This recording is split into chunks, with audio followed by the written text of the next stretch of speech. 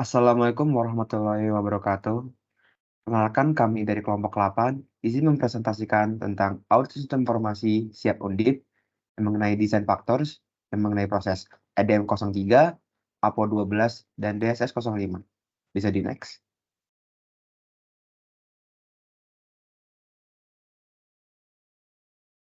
Sebelumnya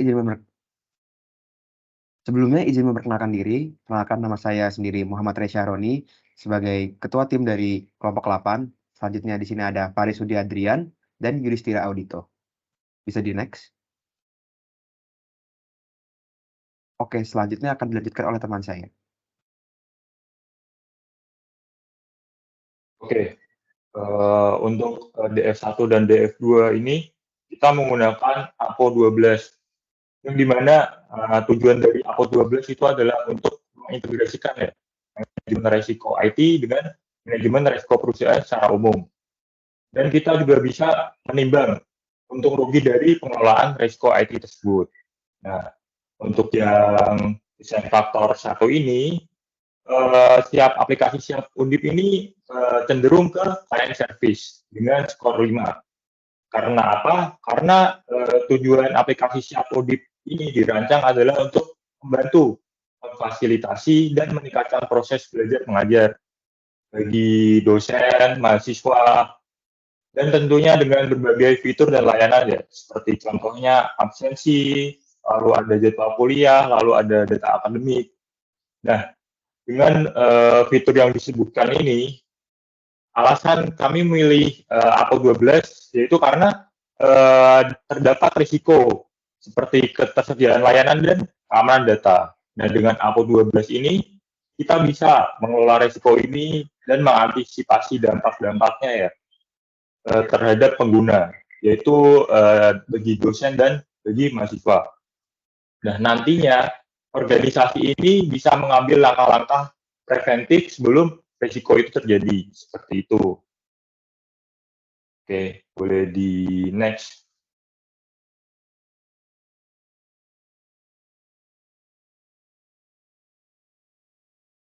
Oke, lalu ada desain faktor kedua.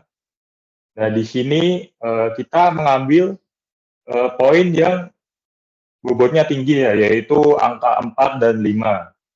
Nah, yang pertama di sini ada EG02, yaitu manage risiko bisnis ya. Nah, di sini manage bisnis di sini diberi importance dengan skor tinggi. Karena apa? Karena aplikasi ini sudah terintegrasi ya dan aktif berjalan selama beberapa tahun di Undip ini. Nah, otomatis dengan sebab itu para pengguna sangat bergantung pada fitur dan layanan aplikasi ini. Nah, jika terjadi resiko bisnis ini, nantinya akan memiliki impact yang besar bagi para pengguna. Seperti contohnya apabila mahasiswa absennya ada yang salah, nanti itu mahasiswa itu sendiri tidak bisa mengikuti ujian tengah semester atau ujian akhir semester. Nah, dengan alasan memilih APO 12, dan di sini APO 12 ini bisa membantu kita memahami risiko yang mungkin terjadi dan mengelola risiko tersebut. Lalu dengan APO 12 itu kita juga bisa mendapatkan langkah-langkah apa yang harus kita jalankan untuk meminimalisir risiko itu terjadi. Lalu yang kedua ada EG03. EG03 itu compliance with external laws and regulation. Nah, ini diberi skor tinggi juga karena dalam aplikasi siap ini kepatuhan pada regulasi ini sangat penting ya, karena untuk melindungi data privasi. Nah, contoh dari melindungi data privasi itu ada undang-undang tentang data privacy seperti itu. Nah, di sini juga siap dituntut untuk memenuhi standar pendidikan. Nah, setelah kedua hal tersebut tercukupi, otomatis hal tersebut bisa menjaga reputasi dan kepercayaan publik ya terhadap aplikasi siap undip itu sendiri, terutama bagi para pengguna seperti itu. Nah, di sini alasan memilih APO 12 itu juga bisa membantu mengidentifikasi persyaratan kepatuhan dan mengelola risiko jika terjadi ketidakpatuhan. Ketidakpatuhan tentang apa? Ketidakpatuhan tentang external law dan regulasi itu sendiri. Itu. Lalu yang ketiga ada EJ05. EJ05 itu Customer Oriented Service Culture. Nah, di sini lebih cenderung ke kepuasan pelanggan ya, atau kepuasan pengguna. Nah, di sini skornya diberi sangat tinggi karena sangat penting menjaga kepuasan pengguna. Karena kan setiap ini kan basisnya client service, otomatis seperti perlindungan data sensitif, lalu layanan yang baik itu sangat penting bagi aplikasi siap itu sendiri. Nah, di sini APO 12, alasan memilih APO 12 karena APO 12 berperan penting dalam meningkatkan layanan untuk kepuasan pelanggan. Melalui apa? Melalui evaluasi risiko yang sudah terjadi. Seperti itu. Lalu yang keempat adalah business service continuity and availability. Nah, di sini kembali lagi, siap Undip itu kan berbasis client service. Nah, di sini sangat penting karena sistem ini dituntut untuk selalu tersedia dan dapat pulih dengan cepat jika ada gangguan. Ini sangat penting untuk memastikan bahwa layanan ini terus berjalan dan memiliki minim dampak pada pengguna, yaitu dosen dan mahasiswa ya.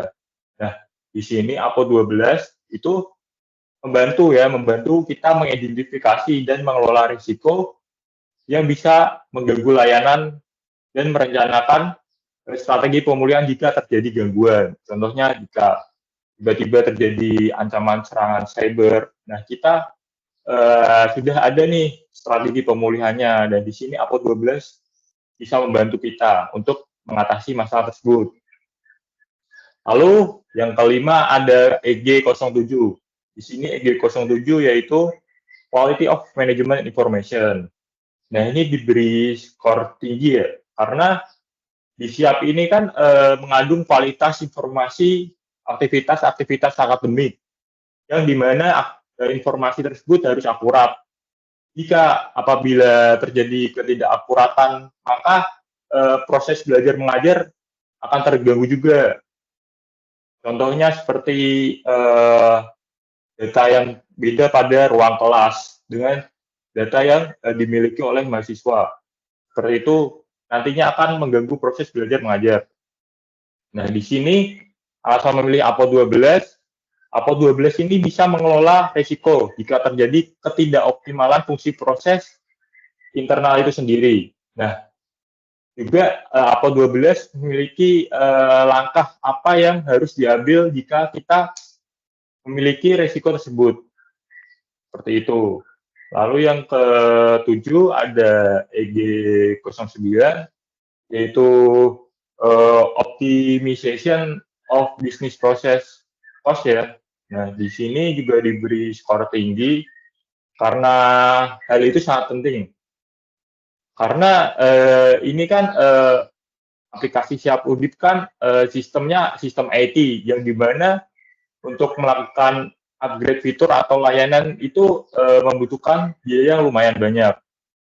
Nah, apabila kita bisa meningkatkan efisiensi operasional ini, nanti kita bisa mengefisiensikan secara keseluruhan operasional dan lini-lini bisnis proses yang lain seperti itu. Lalu untuk alasan memilih APO 12 ini, kita bisa mengolah risiko ini jika terjadi ketidakoptimalan biaya proses itu sendiri ya. Nah, kita juga bisa mengambil apa langkah yang harus kita ambil jika terjadi risiko ketidakoptimalan biaya proses ini. Lalu yang ke-8 ada EG11, yaitu Compliance with Internal Policies. Nah, di sini diberi skor tinggi juga. Karena apa? Karena kepatuhan terhadap kebijakan internal itu sangat penting. Di mana untuk memastikan bahwa semua operasi dan proses itu berjalan sesuai dengan standar yang ditetapkan oleh Universitas Diponegoro itu sendiri. walaupun ini sistem IT, kita harus tetap berpegang teguh pada kebijakan internal dari Undip itu sendiri. Jadi sangat penting dan diberi bobot yang tinggi. Nah, di sini APO 12 memiliki memiliki peran, yaitu bisa membantu mengidentifikasi persyaratan kepatuhan dan mengelola risiko jika terjadi ketidakpatuhan terhadap kebijakan internal itu sendiri. Lalu yang terakhir, yang ke-9 ada EG12. Nah, di sini EG12 Manage Digital Transformation Program. Nah, ini diberi skor tinggi karena SIAP adalah aplikasi yang berbasis IT, kembali lagi, di mana Undip harus tetap selalu relevan mentransformasi SIAP ini ya, supaya bisnis prosesnya efisien dan lebih baik lagi. Nah, di sini APO 12 ini memiliki peran penting. Peran pentingnya yaitu kita bisa mengidentifikasi resiko apabila kita melakukan transformasi program itu sendiri dan mengelola resiko transformasi. Apa langkah yang harus diambil, lalu bagaimana cara menerapkannya, seperti itu. Oke, boleh di next. Nah, ini ada chartnya ya, chart yang paling banyak yang sudah disebutkan saya tadi. Totalnya ada 9. Ada manage business risk, lalu ada compliance with external law and regulation, lalu ada customer oriented service culture, lalu ada business service continuity and availability, lalu ada quality of management information, lalu ada optimization of internal business process functionality, ada optimization of business process cost, lalu ada compliance with internal policy, dan yang terakhir ada manage digital transformation program. Oke, sekian presentasi dari saya. Selanjutnya akan dilanjutkan oleh teman saya. Terima kasih. Oke, sebelumnya terima kasih Faris. Apakah suara saya sudah terdengar jelas? Sudah terdengar jelas. Oke, di sini kita masuk ke subbagian 2, yaitu tentang proses assessment atau penilaian proses dari suatu domain system. Di sini kelompok kami menentukan bahwa EDM3 yang akan masuk untuk dinilai sebagai proses assessment-nya. Nah, sebelumnya EDM3 itu apa sih? Jadi EDM3 itu merupakan salah satu subdomain dari domain utamanya, yaitu ADM, di mana E itu evaluated, D itu direct, dan M itu monitor terhadap satu resiko. Jadi tugas dari EDM ini untuk meminimalisir atau mengoptimalkan risiko perusahaan dan risiko IT perusahaan. Tujuan dari subdomain EDM 03 itu adalah memastikan bahwa risiko IT perusahaan itu tidak melebihi dari risiko dari general perusahaan itu sendiri, serta meminimalisir dampak risiko IT terhadap perusahaan. Nah, dari proses assessment ini terdapat dari 6 level, yang di mana level 0 itu sebagai level yang paling bawah dan level 5 itu sebagai level yang paling atas. Dan di setiap level itu terdapat beberapa aktivitas yang menunjukkan bahwa apakah sistem ini sudah memenuhi aktivitas tersebut atau belum. Nah, mari kita cek di slide ini. Untuk yang level 0, itu menandakan bahwa level 0 itu belum terdapat sistem informasi atau sistem IT di suatu perusahaan tersebut, atau sistem itu tidak eksis atau tidak berguna sama sekali bagi perusahaan tersebut. Nah, di sini tentu Siap Undip ini sudah sangat melebihi level ini ya, karena di Siap Undip sangat membantu dalam aktivitas proses bisnis dari Undip itu sendiri, serta dari keberadaan atau eksis dari sistem Siap ini sudah menunjukkan bahwa Siap Undip itu sudah melebihi dari level 0. Jadi menurut analisis kelompok kami, aplikasi Siap Undip sudah memenuhi untuk capability level 0. Boleh di next. Kemudian kita berlanjut ke level 1. Nah, sebelumnya dikarenakan keterbatasan informasi yang kami peroleh atas wawancara yang hendak kami lakukan beberapa waktu lalu, maka hasil dari penilaian proses ini kami dasarkan pada analisis dari kelompok kami. Yang pertama terdapat 9 aktivitas di level 1 ini. Yang pertama kita itu tentang memahami tentang organisasi dan konteks dari organisasi. Di sini kami menilai bahwa Siap Undip telah memenuhi aktivitas ini.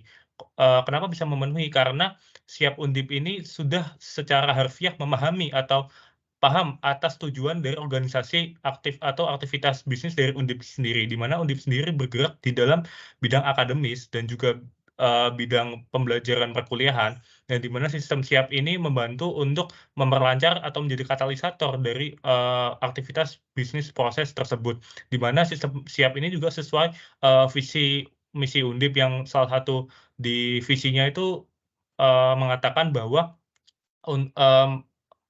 Undip siap untuk menjalankan atau memberi layanan perkuliahan yang terpadu dan maju di tingkat nasional maupun internasional. Nah, di mana sistem Siap ini sangat mendukung dengan visi Undip yang ini. Kemudian yang kedua adalah determine atau tentukan risk appetite dari organisasi itu. Nah, risk appetite itu apa sih? Risk appetite itu adalah risiko yang dikehendaki atau diinginkan dari perusahaan ini. Kenapa dikehendaki? Karena risiko tersebut bagi perusahaan masih mampu untuk dimitigasi maupun dicegah, sehingga risiko ini termasuk risk appetite. Dan sistem Siap sudah memenuhi bagian ini karena risiko yang ditentukan perusahaan sudah memenuhi, dan perusahaan atau Undip sudah memiliki rencana mitigasi terhadap setiap risiko yang datang.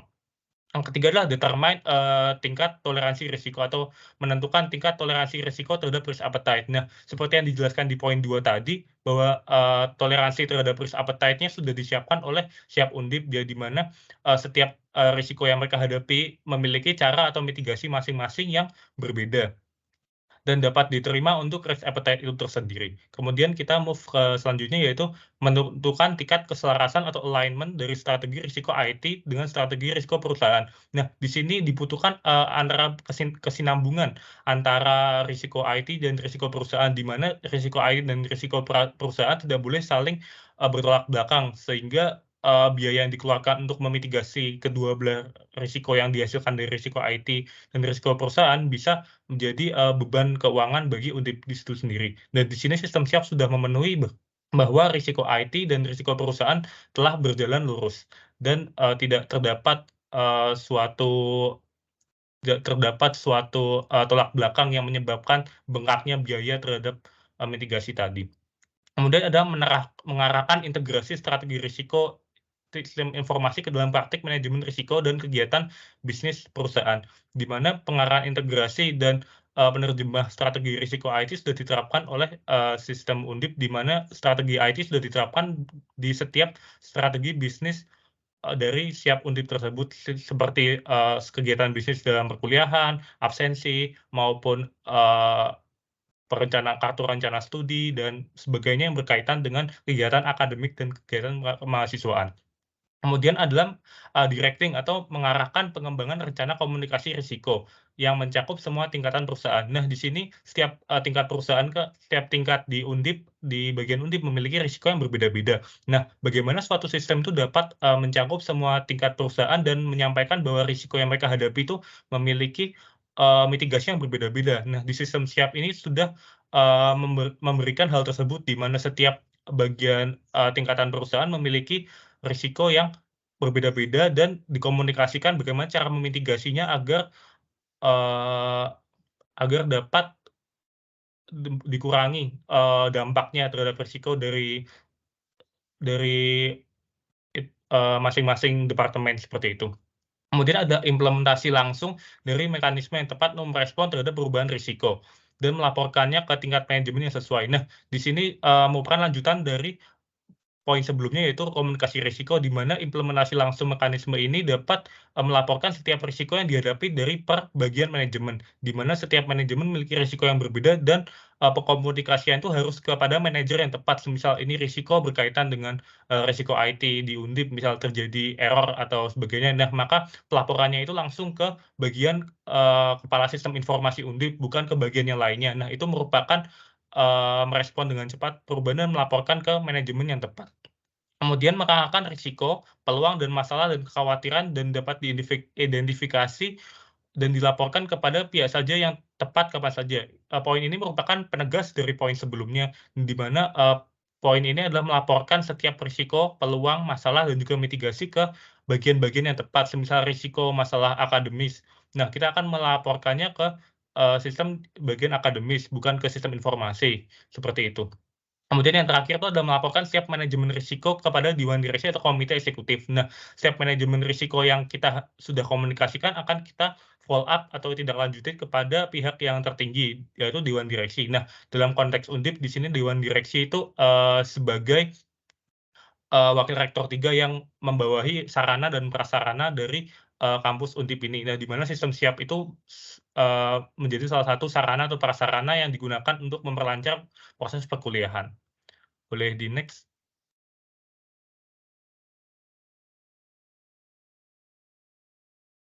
Nah, di sini kita dapat itu ya, apa namanya, seperti yang kita lihat bahwa level 2 sudah memenuhi dari poin level 1, di mana level 2 itu memiliki poin yang sama dengan level 1, seperti yang kita lihat di kertas kerja Cobit, bahwa setiap aktivitas yang dipenuhi di level 2 itu otomatis sudah terpenuhi di level 1. Maka dari itu, setiap aktivitas yang terpenuhi di level 1 akan otomatis terpenuhi di level 2. Dengan begitu, maka sistem siap Undip sudah otomatis naik ke level 2 dan memenuhi capability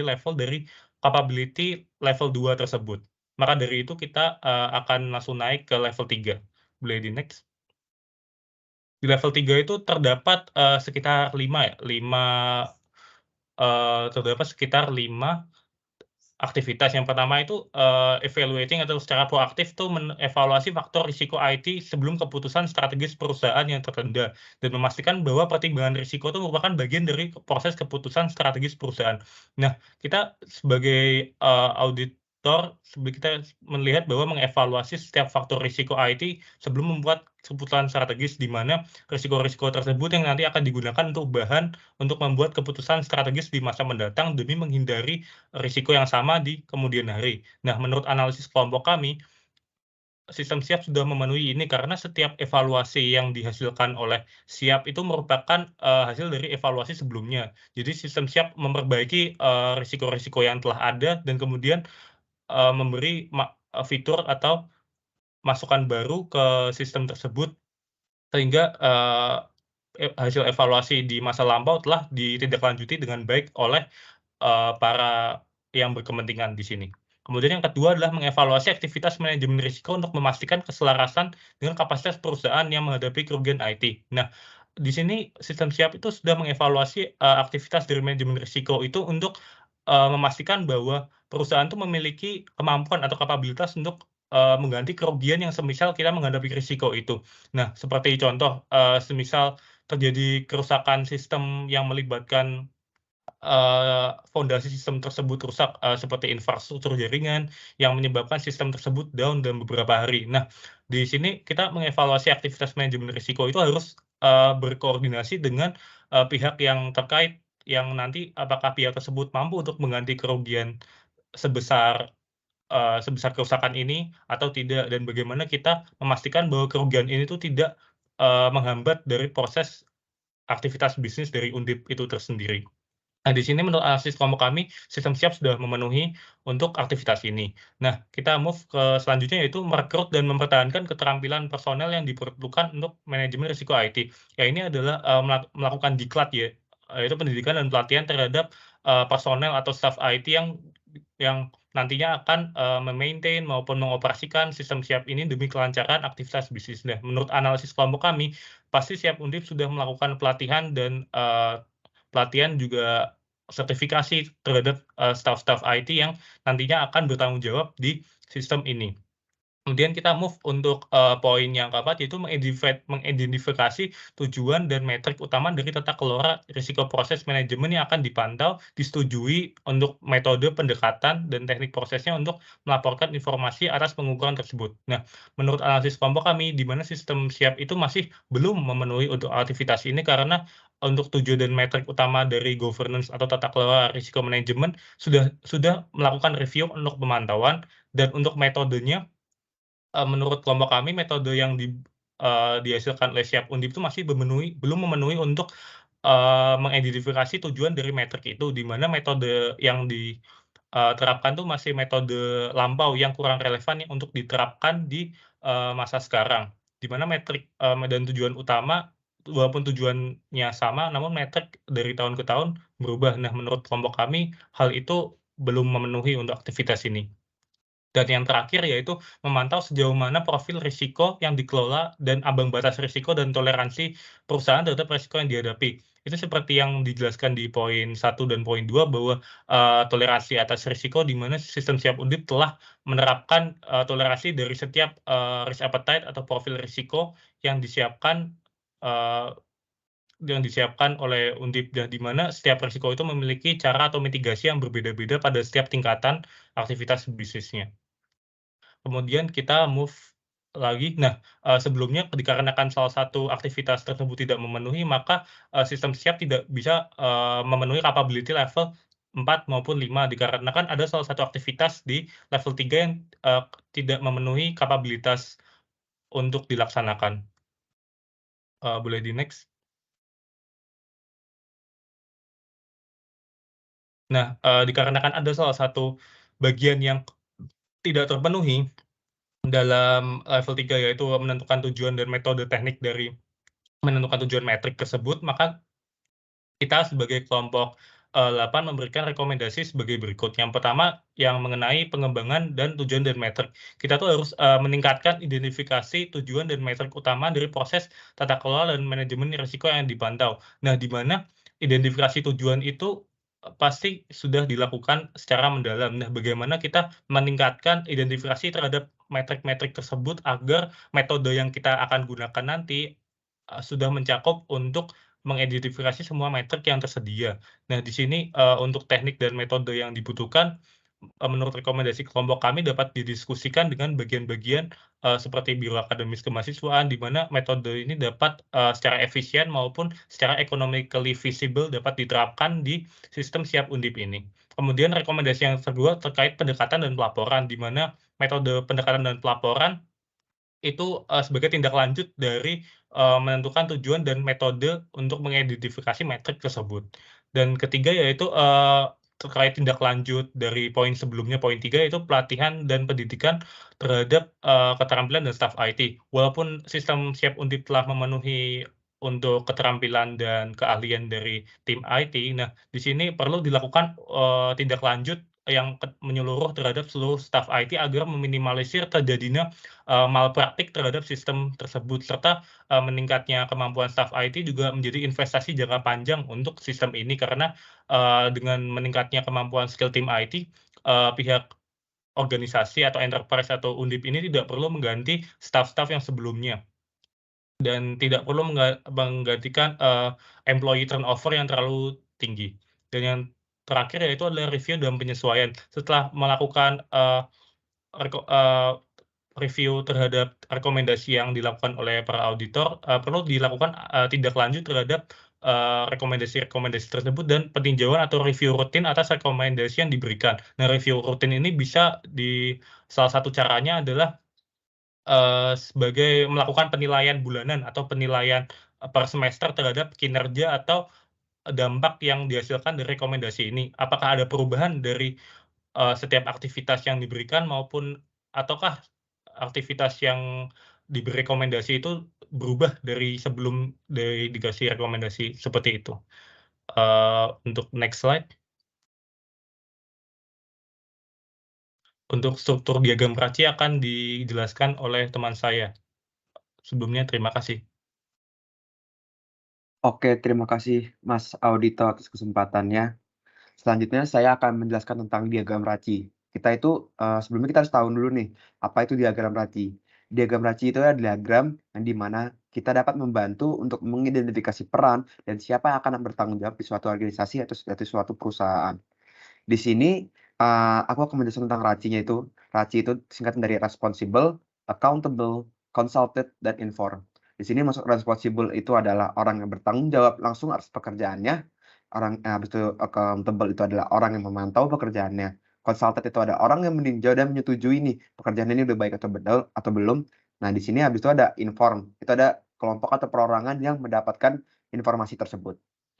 Oke, selanjutnya itu kita masuk ke struktur organisasinya.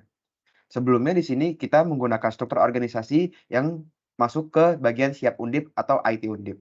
Di sini IT undip ini paling atas itu adalah wakil rektor 3, yaitu di mana dia di bidang komunikasi dan bisnis. Di sini dia membawahi dua bidang, yaitu dari Kabiro Akademik dan Kababsi. Kabiro Akademik adalah Kepala Biro Akademik dan Kemahasiswaan, Kababsi adalah Kepala Biro Sistem Informasi. Di sini Kepala Biro Akademik mengatasi dari dua sub bagian lagi, itu ada manajer akademik dan manajer kemahasiswaan. Dan di sini dari Kababsi yang kita lebih dalami lagi, itu dari sebagian sistem informasinya. Di sini ada subbagiannya, itu ada subbagian infrastruktur dan jaringan, ada subbagian data dan aplikasi, dan subbagian layanan informasi. Oke, bisa di next. Oke, di sini ada diagram raci DSS 05. Kita memilih DSS 05, DSS itu artinya apa? Artinya itu dari deliver, service, dan support. Nah, 05 ini tuh menjelaskan tentang manage security service-nya. Nah, intinya dari DSS 05 itu adalah keamanan jaringan yang secara teknis atau secara, bisa kita bilang secara langsung dari prakteknya. Oke, yang pertama itu adalah protect against malicious software. Kegiatan pertama itu adalah protect against malicious software. Yang berarti itu juga bisa dibilang melindungi terhadap perangkat lunak berbahaya. Di sini menurut kelompok kami, kepala bagian sistem informasi adalah orang yang sebagai accountable atau yang kita sebut sebagai orang bertanggung jawab untuk mengatasi dari semuanya. Di sini bagian sistem informasi, sistem subak infrastruktur dan jaringan, subak bagian data dan aplikasi, subak layanan dan informasi, itu sebagai R-nya atau bisa kita sebut responsible-nya atau orang yang bertanggung jawab langsung dalam mengerjakan hal tersebut. Di sini tidak ada C dan I-nya atau kita bilang consulted dan informnya, karena di bagian ini tidak ada hasil yang langsung menuju dari kegiatan tersebut. Oke, selanjutnya itu adalah manage network and connectivity security, atau yang kita bisa sebut bahasa Indonesianya itu mengelola keamanan jaringan dan konektivitas. Oke, di sini kepala bagian sistem informasi itu sebagai tetap accountability-nya yang paling bertanggung jawabnya. Habis itu di sini ada kepala biro akademik dan kemahasiswaan itu sebagai consultant. Mengapa menjadi consultant? Karena kita tetap harus mereka itu sebagai supervisi atau sebagai orang yang kita consult tentang mengelola keamanan jaringan ini. Di sini manajer bagian akademik dan manajer bagian kemahasiswaan itu sebagai sebagai hasilnya kita kasih tahu ke mereka untuk mereka bisa tindak lanjuti lagi. Di sini bagian sistem informasi dan subbak infrastruktur dan jaringan itu sebagai responsible-nya atau bisa dibilang itu sebagai orang yang membuatnya.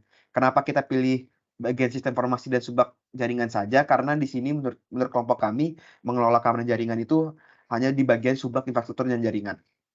Oke, selanjutnya itu ada manage endpoint security. Manage endpoint security itu bahasa kita bilang bahasa Indonesia itu adalah mengelola keamanan terakhir, endpoint security.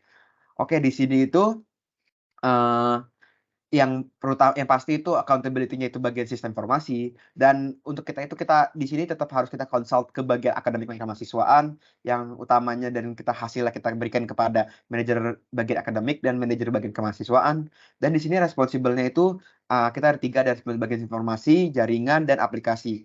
Mengapa kita nggak sebut ke subbak layanan informasi? Karena menurut kami manage endpoint security ini atau keamanan terakhir itu tidak perlu ke bagian subbak layanan informasi, karena kita tidak memerlukan informasi-informasi dari luar. Oke, selanjutnya itu ada manage user identity dan logical access, atau kita bahasa Indonesia aja kita bisa bilang itu mengelola identitas pengguna dan akses ya. Di sini menurut kelompok kami seperti awalnya kepala bagian sistem informasi sebagai accountable-nya, sebagai paling bertanggung jawabnya. Habis itu di sini ada consulted-nya kepada akademik, habis itu inform-nya kepada manajer akademik dan kemahasiswaan, dan responsibility-nya kepada kesemuanya. Menurut kami kepada semua subbagian dari bagian informasi, karena mengelola identitas pengguna itu perlu akses dari luar dan memperluai dari aplikasi dan jaringannya itu sendiri. Oke, selanjutnya itu ada manage physical access to IT access, yang bisa kita bilang itu artinya mengelola akses fisik ke akses IT atau TI, teknologi informasi. Oke, di sini itu menurut kelompok kami yang pasti kepala bagian sistem informasi itu sebagai orang tertingginya, accountability-nya untuk responsible-nya itu menurut kami bagian sistem informasi, infrastruktur jaringan dan aplikasi. Tapi menurut kelompok kami untuk physical ini atau secara fisik ini tidak perlu consulted ke bagian akademik karena emang bagian sistem informasi lebih mengerti dan tidak perlu inform juga ke bagian akademik dan kemahasiswaan. Tapi di sini tidak perlu juga ke bagian subak layanan informasi karena kita tidak perlu layanan informasi dari luar. Oke, selanjutnya itu ada manage sensitivity documents and output service. Di sini itu yang berarti mengelola dokumen sensitif dan output dan perangkat keluaran. Oke, di sini itu ya seperti biasa kepala bagian sistem informasi itu sebagai accountability-nya, kepala biro akademik kita memerlukan consulted-nya, saran-saran dari mereka dan hasilnya ini kita kasih ke bagian akademik dan bagian kemahasiswaan. Di sini responsible atas semuanya, bagian informasi, jaringan, aplikasi dan layanan informasi. Kenapa semuanya untuk responsible? Karena menurut kami dokumen sensitif itu dan perangkat keluaran itu memerlukan data dari luar dan memerlukan jaringan dan aplikasi yang baik. Oke, yang terakhir itu adalah manage vulnerability and monitor the infrastructure for security related events. Atau yang bisa kita sebut itu bahasanya seperti mengelola kerentanan dan memantau infrastruktur untuk kejadian terkait keamanan. Di sini seperti biasa kepala bagian sistem informasi sebagai accountability-nya sebagai orang paling teratasnya. Dan di sini menurut kelompok kami kepala akademik kemahasiswaan kita tidak memakai consultant-nya dan tidak perlu menginform ke akademik dan kemahasiswaannya. Tapi di sini semuanya itu dari informasi, jaringan, aplikasi dan layanan informasi itu mempunyai responsible di sini. Kenapa mempunyai responsible di sini? Karena menurut kami kerentanan itu bagian dari bagian informasi yang dimana semua divisi itu harus bertanggung jawab di bagian itu. Kalau disadari di sini kami tidak mencantumkan wakil rektor 3 sebagai responsible atau accountable atau consulted atau inform di sini karena menurut kami DSS 05 ini lebih ke jaringan, lebih ke teknisnya yang dimana menurut kami wakil rektor 3 itu sebagai penanggung jawab paling atas itu untuk ke semua bagian, di bagian akademik dan bagian jaringan. Di mana menurut kami teratas itu tetap bagian sistem informasi karena itu lebih ke teknis dan mereka yang lebih mengerti di bagian teknis ini. Oke, bisa langsung di next. Oke, mungkin sekian dari presentasi dari kelompok kami. Mohon maaf jika ada salah kata. Wassalamualaikum warahmatullahi wabarakatuh.